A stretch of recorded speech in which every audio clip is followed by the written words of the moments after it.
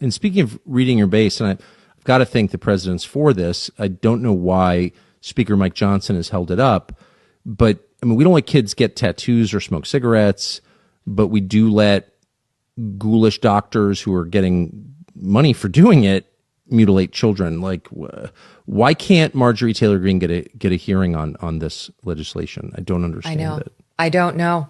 I don't know the answer to that. I mean, like this, they chalk this up to, oh, it's a spending resolution. We're just going to continue, the spending that's in place until, right? It's like, okay, you're funding mutilations of children.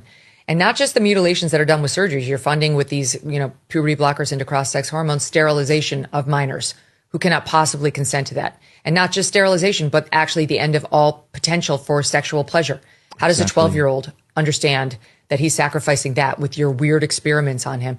It is truly a moral scourge what we're doing to our children. And I'm sorry to say, I don't have a lot of faith that that's going to get a ban at the federal level, which means it'll be left to the states, which means if you live in a blue state, it's go, have at it.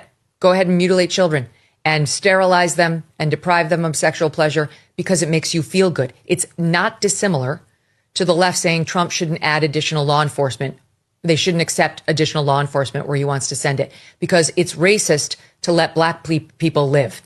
It's racist to let them live in peace, to not be carjacked in these inner cities, which are predominantly African American. That's what the left is telling us, that it's racist for Trump to send those troops or even volunteer. And they're saying the same, that what's good for children, what's kind, the honorable thing to do is to let deranged parents chop off children's healthy body parts and sterilize them because that's what an evolved person would do.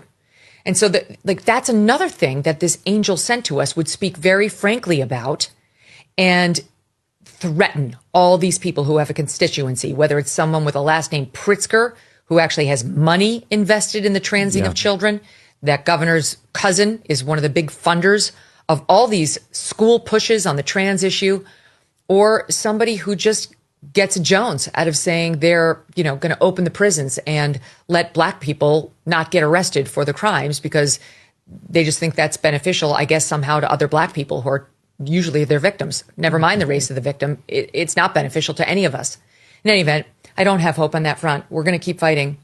But if they don't ban it at the federal level, which I don't think they're going to, we're never going to get all 50 states to ban it.